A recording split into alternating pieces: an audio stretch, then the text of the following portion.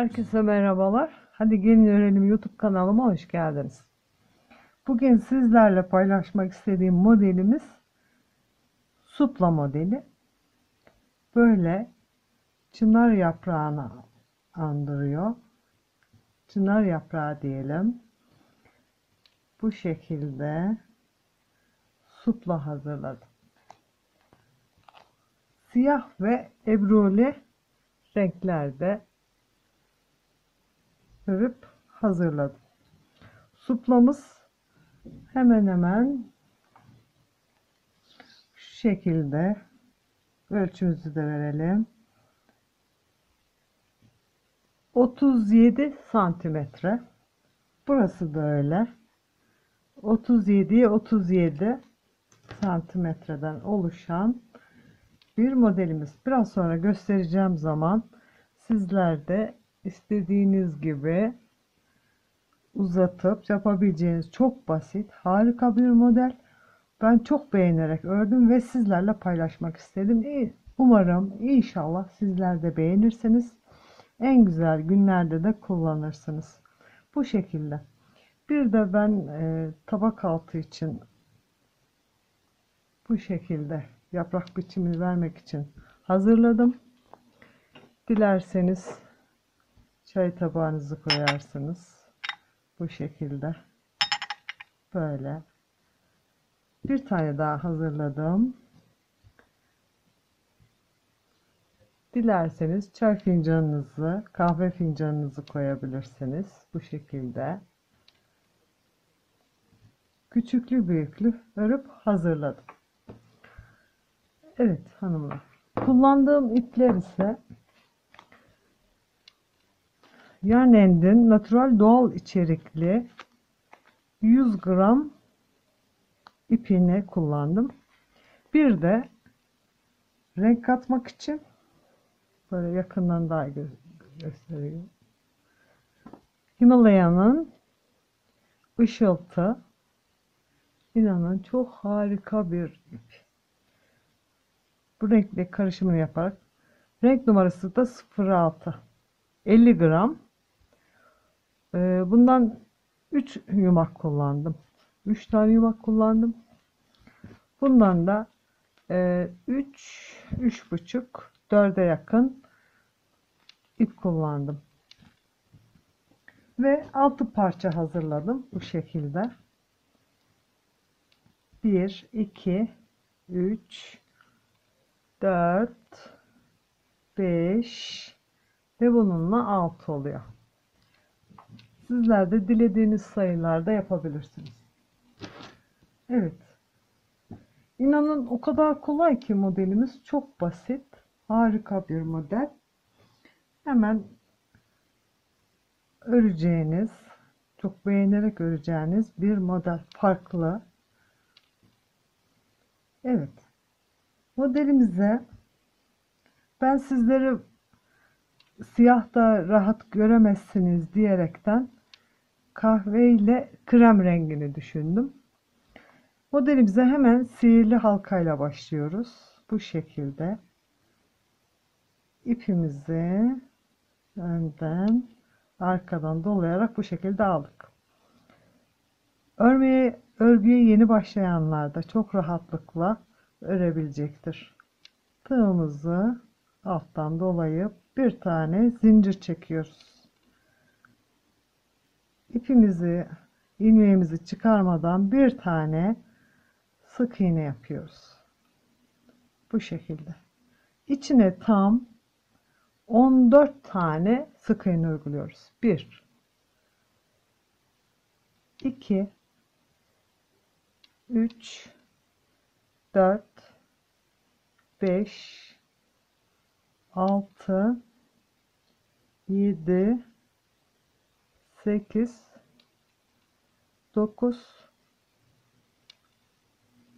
10, 11. Hafif sıkıştırıyoruz. Çok değil. Çünkü üzerine trabzanlar uygulayacağız. 11, 12, 13, 14.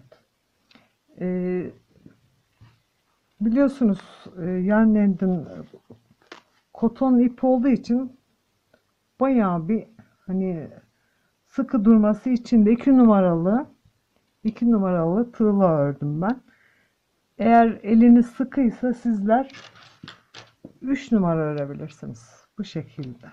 3 numarayla örebilirsiniz. Evet. Hemen ben yazayım unutmamak için. Ortaya bu şekilde yaptığımız sık iğne sayısı 14. 14 sık iğne uyguluyoruz. Sık iğne uyguluyoruz. Daha sonra üzerine onu da yazayım ben sizlere şimdi. Hafifçe çekiyoruz. Çok değil. Hafif çekelim ki sık iğnelerimizin üzerine trabzanlarımızı yapabilelim. Evet. İlk zincir çekip başladığımız zincirimize bu şekilde çekerek tutturuyoruz. Daha sonra 1, 2, 3 zincir. Hemen yandaki sık iğnenin içine, aynı yere değil de yandaki sık iğnenin içine 2 tane trabzan, 2 de çektiğimiz 2 tane trabzan uyguluyoruz. 1, 2. İlk baştaki ile 3.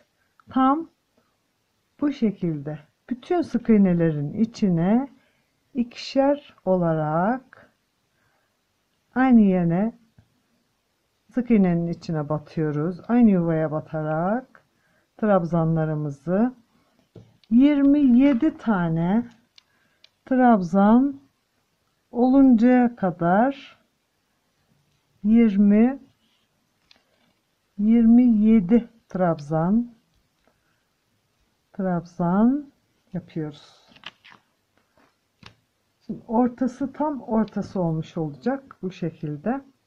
Sık iğnemizi yaptık. Şimdi 27 tane buraya sık iğnemizi yaptıktan sonra trabzanlarımızı uyguluyoruz. Tekrar gösteriyorum.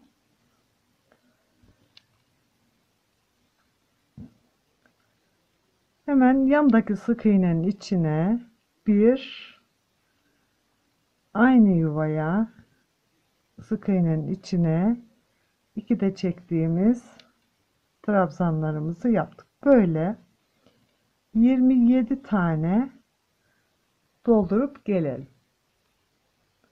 Evet, 27 tane trabzan hazırlayıp geldik. İlk trabzanın 3. zincirine sık iğne ile tutturuyoruz. 1, 2, 3, 4, 5, 6, 7 zincir çekip alttan bu trabzanın tepesine 7 zincir çektik. 1, 2 trabzan atlayıp üçüncüsüne bir trabzan yapıyoruz. Böyle 9 tane yuva hazırlayacağız. 1, 2, 3, 4 zincir. Başını doladık. 1, 2 trabzan atlayıp bu şekilde 1, 2, 3, 4 zincir. Başını doladık.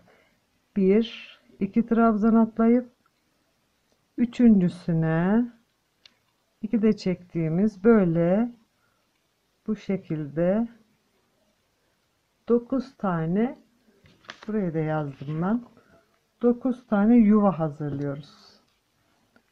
9 yuva. Evet. 4 zincir çektik. 7 zincirle dönüş yaptığımız noktada 1, 2, 3. zincirin içine bir tane bu şekilde sık iğne yapıyoruz.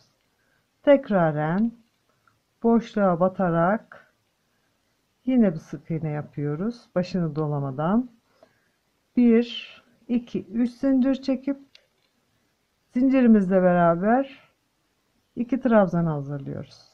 2 de çektiğimiz 2 trabzan. Araya 1, 2, 3 zincir. Başını dolayıp aynı yuvanın içine 2 tane trabzan yapıyoruz. 1, 2. Bu şekilde. 2 zincir çekiyoruz. Başını doluyoruz. Öbür boşluğa atlıyoruz. İkinci yuvaya da tekraren aynı 1 2 trabzan, 1 2 3 zincir, aynı boşluğa batarak 2 trabzan daha uyguluyoruz. 1 2 aralar 2 zincir, bu şekilde sıra sonuna kadar yapalım. Evet, sıra sonuna geldik. 2 zincir çektik. İlk trabzanın 1 2 üçüncü zincirin tepesine batarak bu şekilde sık iğne ile tutturuyoruz. Daha sonra ikinci trabzana bu şekilde bir sık iğne daha yapıyoruz. Daha sonra aynı yere 1 2 3 zincir çekip bu defa orta boşluğa yuvaya atlayarak 2 trabzan uyguluyoruz. 1 ve 2. Dönüş zincirimizle beraber 3 trabzan oldu. 1 2 3 zincir, başını doladık, aynı boşluğa batıyoruz, tekraren 2 trabzan daha uyguluyoruz. 1 2. Hemen yanındaki bir ikinci trabzana bir trabzan daha uyguluyoruz.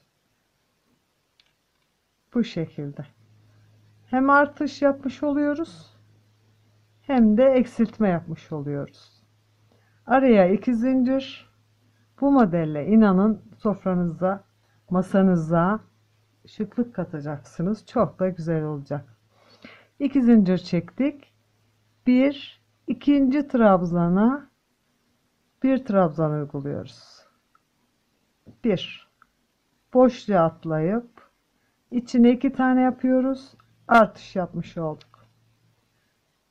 3 zincir, başını doladık, aynı boşluğa batarak 1 2 trabzan, tekraren ilk trabzana batarak trabzanlarımız 3 oldu. Bu mantıkla inanın hep böyle bir atlıyoruz, içine artırma yapmış oluyoruz. Burada eksiltme yapıyoruz, yuvaya batarak artırma yapmış oluyoruz. Evet, bu şekilde sıra sonuna kadar örelim. Evet, sıramızı tamamladık. 2 zincir çektik. İlk trabzana batarak sık iğne ile tutturuyoruz. Bu defa ikinci trabzana batıyoruz. Bu şekilde. 2 3 3 trabzanımız 4'e çıkacak. Bir eksiltme yaptık.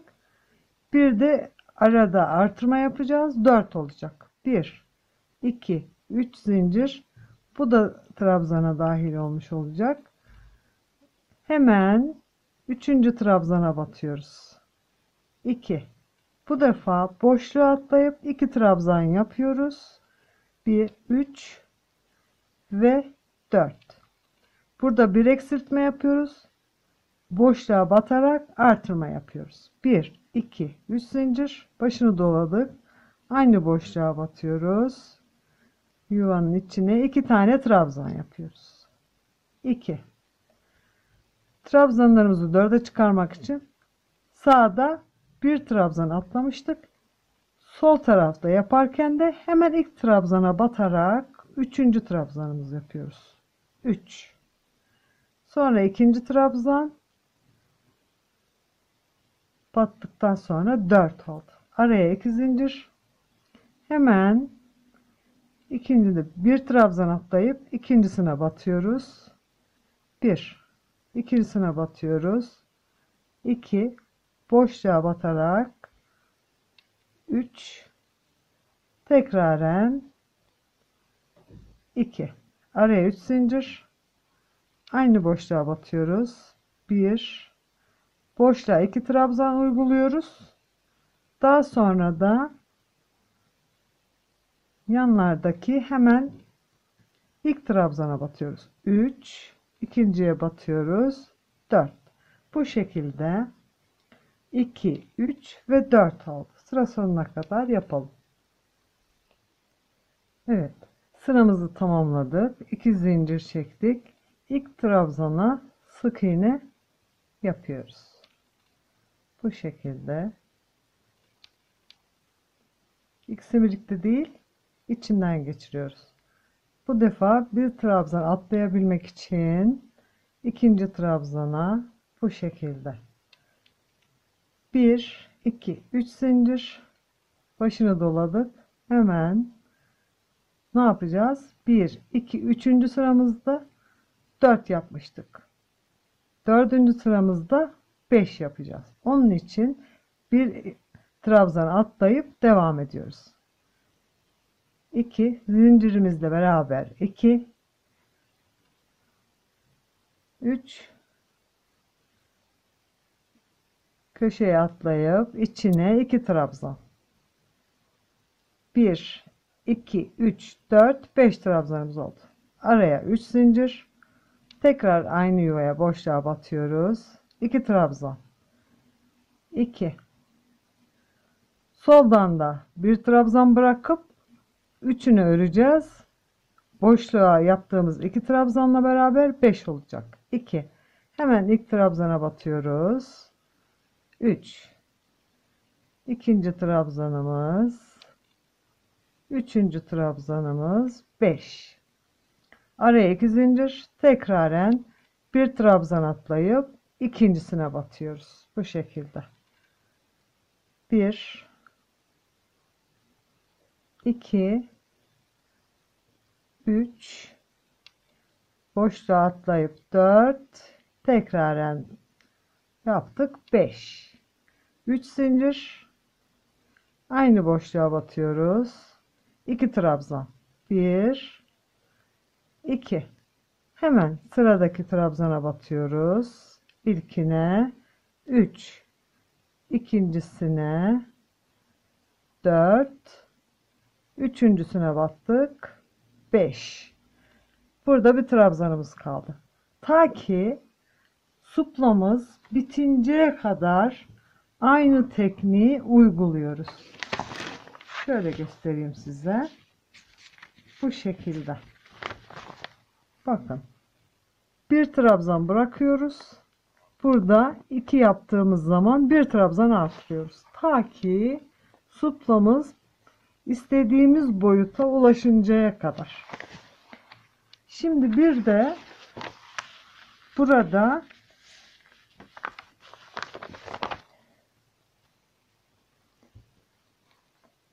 dördüncü sıramızda 5 trabzanda. Burada 2 tane modelimizi bırakıyoruz. Geri dönüp bu şekilde ortayı tamamlamış olacağız. Daha sonra ikinci rengimize geçeceğiz. Bu sırayı tamamlıyoruz. Burada 2 kalıncaya kadar yapıp gelelim. 2 tane kalacak. Evet. 1 2 bıraktık. Şimdi geri döneceğiz. 1 2 3 4 sıra gittik. İsterseniz böyle sayabilirsiniz. İsterseniz 1 2 3 4 2 3 4 5 diyerekten. Mantık bu. Sürekli bu şekilde yapıyoruz. Bir atlıyoruz, 2 dolduruyoruz. Bir atlıyoruz, 2 dolduruyoruz. O şekilde devam ediyoruz. Evet. Geri dönüyoruz. Hemen ikinci trabzana batarak bu şekilde sık iğne ile çekiyoruz. Bir trabzan atlamış olduk. 1 2 3 zincir tekraren devam ediyoruz. Bu defa 6 tane olacak trabzanlarımız. 3 4 boşluğa atlayıp biliyorsunuz 2 dolduruyorduk. 1 2 1 2 3 zincir aynı boşluğa 2 trabzan Bu defa sola 6, tekrar 2, ilk trabzan 3, 4, 5, 6. Bir trabzanımız kaldı. Araya 2 zincir, bir trabzan atlıyoruz. İkincisine bu şekilde trabzanları geldiği gibi dolduruyoruz. İster sayabilirsiniz, ister saymayabilirsiniz. Teknik bu. 4 boşluğa atlıyoruz. 5, bir daha yapıyoruz. Trabzanımızı 6. 3 zincir, aynı boşluğa, köşemize 1, 2, 3, 4, 5, 6. trabzanımız. 1, 2 zincir, bir atlıyoruz. Bu şekilde ta ki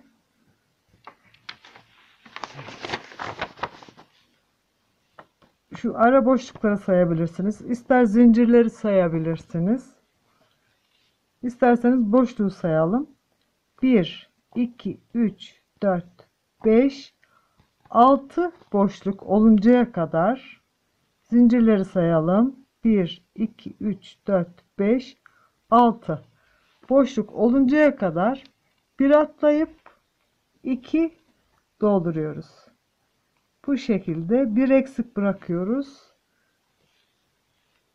3, 6, 7 trabzan köşelerde oluncaya kadar devam edip gelelim. Evet hanımlar, 1, 2, 3, 4, 5, 6. sıramızda ve 7'şer trabzanlarımız oldu. 2 yaprağımızı boş bırakmıştık. Birer trabzan atlayıp yapraklarımızı tamamlamıştık. Şimdi ben size gösterdiğim, rahatça gösterebilmek için, sizlerin anlayabilmesi için sütlü kahve ve krem tonlarını kullanacağım. Siyah da anlamazsınız diyerekten. Şimdi modelim benim 37 santimetre demiştim. Bir de böyle yaprağımıza sap yapmıştım. Şimdi 7 trabzan yaptık ya. 1, 2, 3, 4, 5, 6 sıra yaptık. Ben 40'a yakın veya 40 santim yapmak istiyorum derseniz, ikinci rengimize geçmeden, dilerseniz sizler tek renk de yapabilirsiniz. Şöyle göstereyim. Tek renk de yapabilirsiniz. Koton ipimiz kalın olduğu için bunda daha bir o yüzden şimdi 7 trabzanımız vardı. Siz bunu 8, 9 yaparsanız 40 santime yakın bir suplanız olmuş olur. Onu belirtmek istedim. Bu şekilde. Şimdi bu ortasının şeklini vererek veya azaltarak da bardak altlarını yapmak göstereyim ben sizlere. Bu şekilde. Burada tek sıra giderek ikili trabzanlarımızı 2 yaprak bıraktım. Daha sonra 3, 4, 5 ikisini de renkli olarak uyguladım. İpim kalın olduğu için burada bayağı bir büyük oldu. Sizler ince koton ip kullanarak bu şekilde de yapabilirsiniz, faydalanabilirsiniz. Evet. Bunları da belirtmek istedim. Dediğim gibi 2 sıra fazla yapabilirsiniz. Daha da bir büyük olur suplanız o zaman. İstediğiniz büyüklükte yapabilirsiniz. Bu şekilde. Ben böyle modeli çıkardım ki sizlere göstereyim. Hem de anlatayım. Nasıl isterseniz o şekilde devam edebilirsiniz. Burada bir zincir çekiyoruz. İpimizi kopartıyoruz.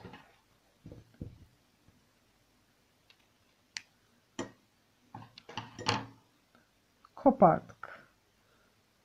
Ön yüzde modelimizi bitirdiğimiz için geri dönüyoruz.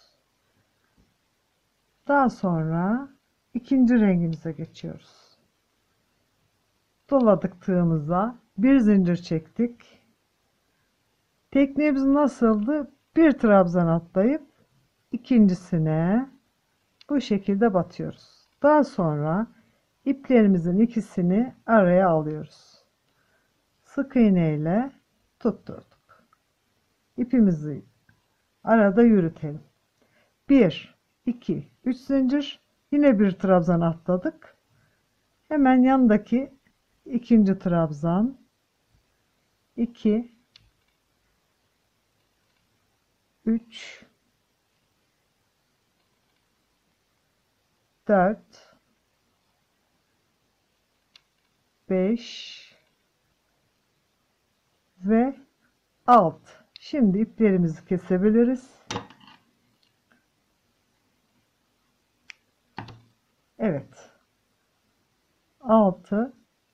Aşağıdaki trabzanımız 7 idi. Şimdi ne yapacağız? 8'e çıkartacağız. Onun için yaprağımızın köşesine içine batarak 6, 7, 8. 1, 2, 3, 4, 5, 6, 7, 8 oldu. Evet. 3 zincir çekiyoruz. 1, 2, 3 zincir. Aynı yuvaya batıyoruz. 1, 2. Hemen trabzanlarımızın üzerine tekraren aynı şekilde devam ediyoruz. 4, 5, 6, 7, 8. Bir trabzanımız kaldı. 2 zincir. Bu şekilde. 2 zincir. Hemen bir zincir bir trabzan atlayıp ikincisine batıyoruz. 1, 2, 3, 4, 5, 6, boşluğa batıyoruz. 2 trabzan uyguluyoruz. 7, 8. 1, 2, 3 zincir. Aynı boşluğa batıyoruz. 1, 2. Bu şekilde bir sıra yapıyoruz. Dediğim gibi daha da büyük olsun diyorsanız bunu ikiye de çıkartabilirsiniz. Çünkü yaprakların birini bırakacağız. Şimdi bir sıra sadece gidiyoruz. Yaprağımızın son yaprağımıza kadar yaptıktan sonra ipimizi tekrar kopartacağız. Bu şekilde. Sıra sonuna kadar yapalım. Evet. Sıra sonuna gelip ipimizi koparttık. Bir sıra gittik. Şimdi bir sırayı tamamladıktan sonra sağda ve solda birer yaprak daha örmeden geri dönerek bu şekilde geri dönerek ortada 2 yaprak, daha sonra sağda ve solda bir yaprak daha bırakıyoruz. Sonra 1, 2, 3, 4, 5 yaprağımızı gidiş geliş yaparak bu şekilde krem rengimizle 5 sıra, bu sıramızla beraber 5 sıra daha yapıyoruz. Evet. Şimdi ön yüze dönüyoruz. Bir yaprak atlıyoruz.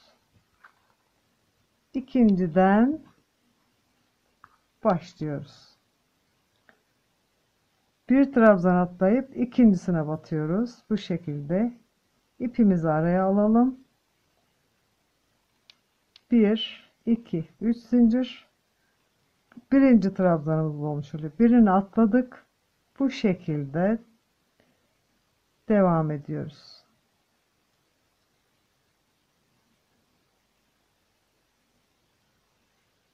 Şimdi trabzanların sayısını merak ediyorsanız hemen unutmuş da olabilirsiniz.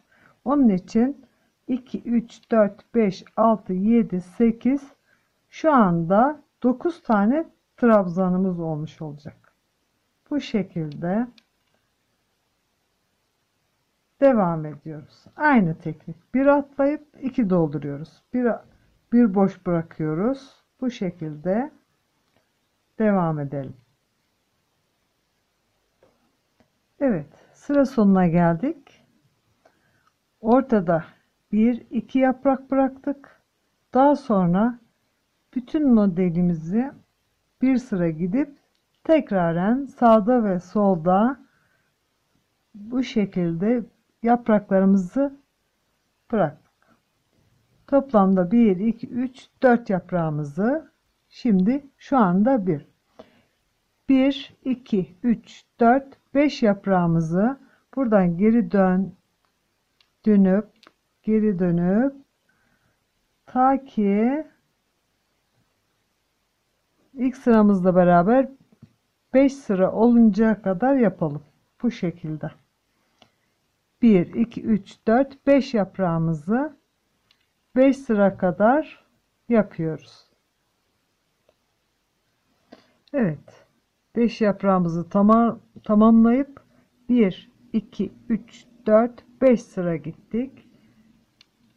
Şimdi de sağda ve solda tekrar birer yaprak bırakıp 1, 2, 3 yaprağımızı 4 sıra kadar öreceğiz. Üst sıramızı.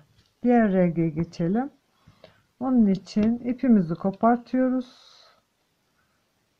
Bir zincir çekiyoruz. İpimizi kopartıyoruz ve diğer rengimize geçmek için 1, 2, 3 yaprak atlayıp şimdi de 3 yaprağımızı 4 sıra örüyoruz. Bu şekilde bir zincir çektik. Şöyle 1, 2. Şimdi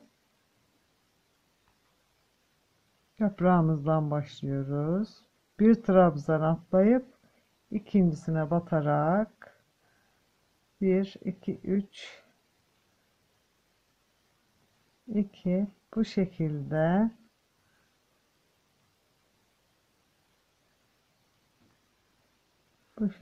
sıra sonuna kadar 3 yaprağımızın sonuna kadar yapıp gelelim. Evet, sıramızı tamamladık. Bu şekilde. Daha sonra birer yaprak bırakmıştık. 3 yaprağımızı örmüştük. Daha sonra geri dönüyoruz. İkinci trabzandan itibaren 1, 2, 3 zincir. Daha sonra bu şekilde vaktinizi almamak için ben biraz acele ediyorum ama bu şekilde. Tam 3 sıra örüp gelelim. 3 sıra. Evet. 3 yaprağımızı 3 sıra gittik. Ama dediğim gibi ben suplamı daha büyük istiyorum derseniz bunu 4 veya 5'e çıkartıp istediğiniz boyutta örebilirsiniz. Evet. Bu defa da sağdan soldan yapraklarımızı bırakıyoruz. Ortayı örüyoruz. Modelimizde bu şekilde olduğu gibi. Böyle. Hemen diğer rengimize geçiyoruz. Sizler de istediğiniz renklerde örebilirsiniz. Evet. Bir trabzan atlayıp ikincisine bu şekilde 1, 2, 3 zincir, hemen İkinci trabzanımız bu şekilde tepe kısmımızı örüp bitiriyoruz.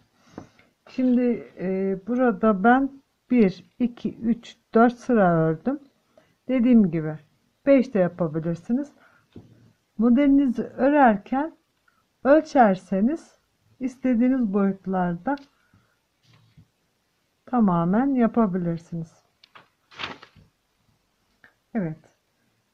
Ben bunu 4 sıra bu şekilde gidip geleyim. Tekrar göstereyim size. Evet. En son yaprağımızın tepesinde gittik. 1 2 3 4 sıra gittik. Daha sonra tutmamız bu şekilde tamamlanmış oluyor. Daha sonra ise koyu renkle nereden başlamak isterseniz başlayabilirsiniz. Bu şekilde sık iğne ve kenar temizleme işlemini yapacağız. Hem de süslemiş olacağız. Ve de çok güzel oluyor. Bu şekilde her bir trabzana sık iğne uyguluyoruz. İkisini bir çekiyoruz. Devam ediyoruz. Ortasına gelince bu şekilde 1 2 ipiniz ince ise 3 4 çekiyoruz. Kalınsa 3 çekelim. Aynı sık iğne yaptığımız yere tekraren batıyoruz zincirimizi. Buraya bir çekirdek yapıyoruz bu şekilde. Daha sonra yandaki trabzana batarak tekraren sık iğnelerimize devam ediyoruz. Bu şekilde tam köşe ortaya geldiğimiz zaman yaprağımızın ucuna geldiğimiz zaman içine 2 tane sık iğne 1 2 3 4 benim ipim ince olduğu için 4 çektim. Siz 3 çekebilirsiniz. Tekrar sık iğneye batarak bir sık iğne daha yapıyoruz. Çekirdeğimizi oluşturuyoruz bu şekilde. Tekraren içine 2 sık iğne tam yaprağımızın uç kısmına. Daha sonra tekrar ortaya gelince sık iğne yapıyoruz ortaya kadar. Tekraren bu şekilde bütün kenarlarını dolaşıyoruz. Modelde göstermek istiyorum size. Daha sonra da kenarını yapıp geldik diyelim. İster kendi tonunda, koyu tonunda, isterseniz de açık tonunda göstermek istiyorum. Bir de sapını göstereyim ben sizlere. İki yaprağın ortasındaki zinciri içine batarak ipimizi araya alalım. 20 tane zincir çekiyoruz. 1 2 3 4 5 6 7 8 9 10 11 12 13 14 15 16 17 18 19 20. Daha sonra bunu çeviriyoruz. Yaklaşık 2 4 6 8 10 zinciri 10. zincire sık iğne yapıyoruz. Bu şekilde yuva hazırlamış olduk. 1 2 3 4 zincir. Daha sonra 1 2 3 4 5. zincire bir tane sık iğne yapıyoruz. 1 2 3 4 3 tane yuva hazırlamış olduk. 5 çekelim burada. Daha sonra içine aynı yere batarak sık iğne yapıyoruz. Bir zincirle de ipimizi kopartıyoruz. Yaprağımızın, suplamızın bu şekilde. Daha sonra da ütülediğimiz zaman çok harika bir görünüm elde etmiş oluyoruz. Burada olduğu gibi. Evet. Ben bir de böyle peçetemiz için yüzük hazırladım. Aynı renklerde, renk uysun diyerekten. Bordo ve siyah kullandım. Daha sonra da böyle benim aparatlarım vardı. Bunları kullanarak bu şekilde bir yüzük hazırladım. Halkamızı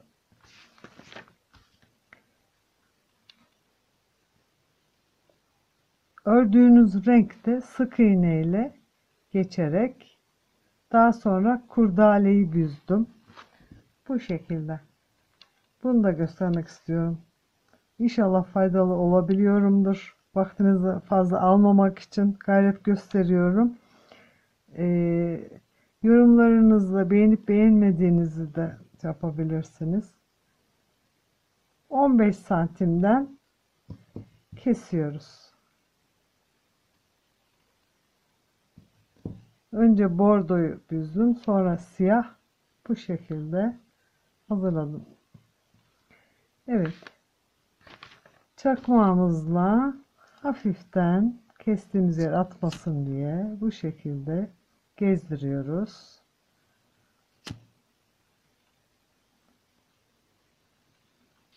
Daha sonra düz tarafını,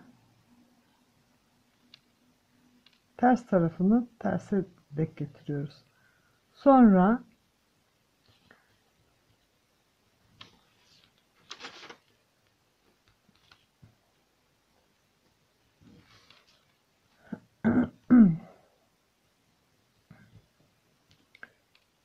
iğnemizi alarak iki ucu hemen 1-2 milimden dikiyoruz. Bu şekilde incecik dikiyoruz. Şöyle çıkartalım. İpimizi düğüm yaptık. Battığımız yerden geri çıkıyoruz. Bu şekilde. Elimizde makine dikişiyoruz. Makine dikişiyle bu şekilde bunu dikiyoruz. İpimiz 2 kat olursa büzerken kopmasın. Bu şekilde dikiyoruz. Daha sonra ipimizi sabitleyelim ki büzme işlemi yapacağız. O yüzden evet, kurdalemizi diktik. Ters tarafında diktik. Daha sonra ön yüze çeviriyoruz. Şöyle bir düzeltme yapıp daha sonra tam buradan dikiş yerimizden ipimizin ucunu düğümlüyoruz. Buraya 1 milimden çok küçük çıkıyoruz. Daha sonra tekrar batıyoruz. Tekraren burayı sağlamlaştırıyoruz ki büzme işlemi sırasında ipimiz kopmasın. Daha sonra hemen 3 milim, yarım santim ne kadar yapabilirseniz bu şekilde minik minik ipimizi büzgü işlemi yapacağımız için bu şekilde hemen küçük küçük. Evet. Bu şekilde devam ediyoruz. Evet. Düzlüyoruz şimdi de.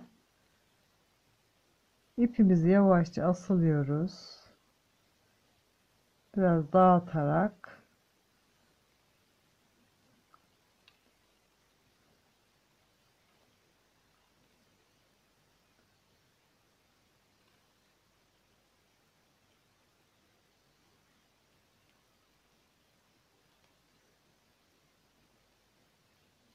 Bu şekilde yapmış oluyoruz. Orta çiçeğimizi yapmış oluyoruz. Böyle.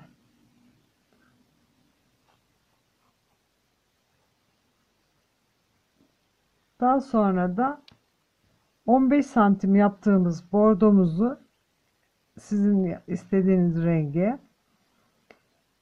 e, siyahta ise 14 santimetre kesiyoruz. İkisinin eni de 2'şer santim zaten. Ama orta kurdalemizi daha çok büzüyoruz. Bunu biraz hafif açarak böyle. Daha sonra da siyahımızı daha çok büzerek ortasına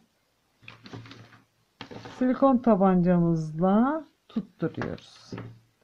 Daha sonra ise bu şekilde hemen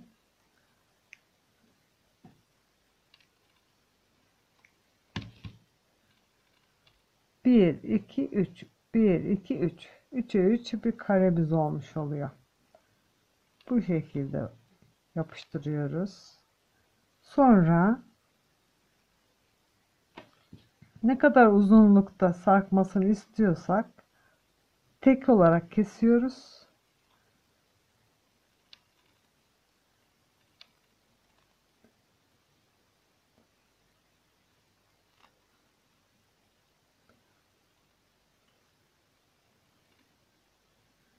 Birini uzun, bir tarafı uzun, bir tarafını kısa olarak kesip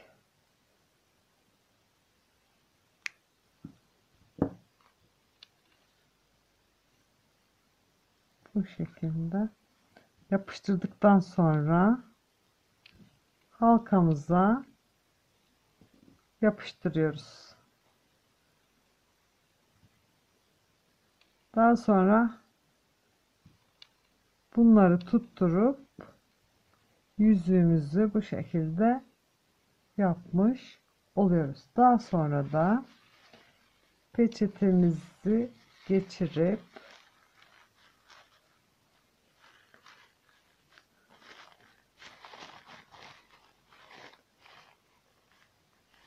bu. Evet hanımlar. Suplamız bu kadar. Sizler tabii ki tabak altı yapmak isterseniz yapabilirsiniz. İstediğiniz renklerde her türlü suplanızı yapabilirsiniz. Evet, beni izlediğiniz için çok teşekkür ediyorum. Kanalıma abone olup izleyip beğenen herkeslerden Allah razı olsun diyorum. İnşallah faydalı olabilmişimdir. Yorumlarınızı ve bundan sonraki videolarımda nasıl bir iş istiyorsanız bana yorumlarınızda yazarsanız çok sevinirim. Ben beğendiklerimi sizinle paylaşıyorum. Paylaşmak istiyorum. Ama sizlerin de istediği bir şeyler olsun. Bir dahaki videomda görüşmek üzere. Hoşça kalın. Allah'a emanet olun. Sağlıcakla kalın.